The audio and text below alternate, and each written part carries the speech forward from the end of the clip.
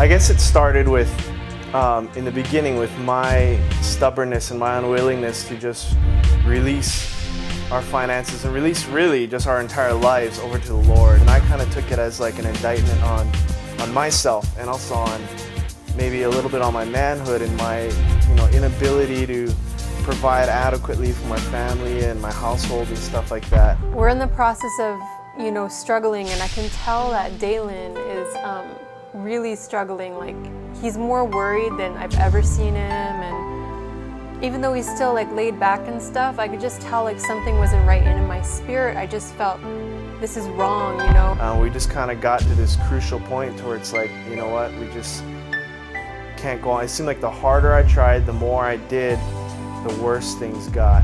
I was just like, you know what, I really feel strongly that we need to be giving above just our tithe and our tithe, because I grew up tithing, like my parents kind of raised me like that, so for me it wasn't difficult to tithe, but I was like, we need to be giving.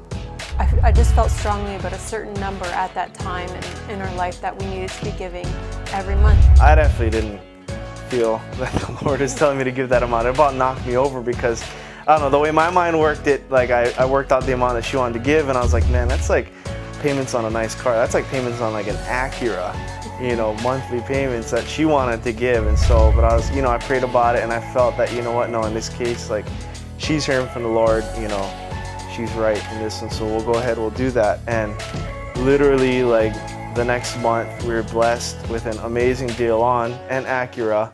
Things just turn right around, and not just financially or physically, but like, we were so I just felt like we were so much more connected in the Lord. It kind of reminded me of like Jesus talking about, if your eye causes you to sin, pluck it out. And in this case, it wasn't my eye that was causing me to sin, but finances were literally causing me to sin, taking my eyes off the Lord. And this, in my own way, was like, instead of plucking out my eye, I'm plucking out my wallet and just throwing it out there.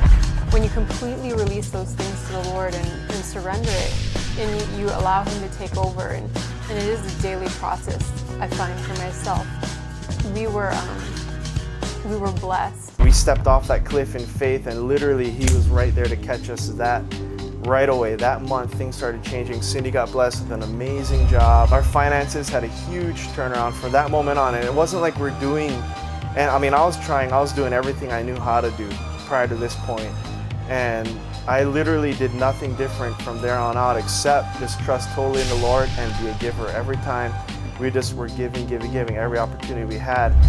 The Lord is very present when you're able to surrender and you're able to give up what you feel your rights are, I guess you could say, or your rights as a human being are, and you're just really willing to lay that down at the cross.